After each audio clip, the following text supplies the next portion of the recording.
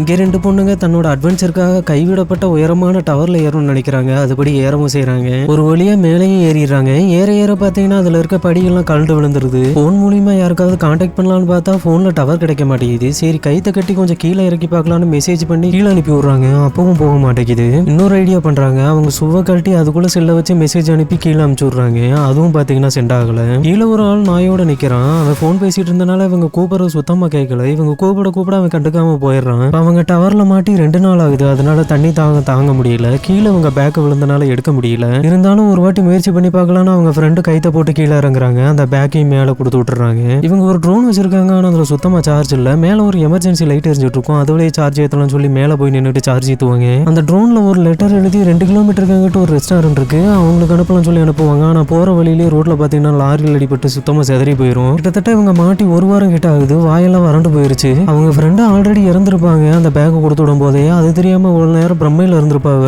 ஆனா அவங்க உடம்ப பார்த்தீங்கன்னா கழுவு குத்திக்கிட்டு இருக்கும். இவங்க மறுபடியும் அவங்க போன் வழியா மெசேஜ் அனுப்பி கீழே அனுப்பலாம்னு நினைக்கிறாங்க. கீழே இறந்து போன பொண்ணுகிட்ட ஒரு ஷூ இருக்கும். அதை கைத்தை கட்டி இறங்கி அதை எடுத்து மறுபடியும் கீழே அனுப்புவாங்க மெசேஜ் அனுப்பி. அது இவங்க நினைச்ச மாதிரியே அவங்க அப்பாவுக்கு சென்ட் ஆயிரும். அவங்களும் பார்த்தீங்கன்னா போலீஸ் எல்லாம் கூட்டு வந்து எப்படி இவங்களை காப்பாத்திடுறாங்க.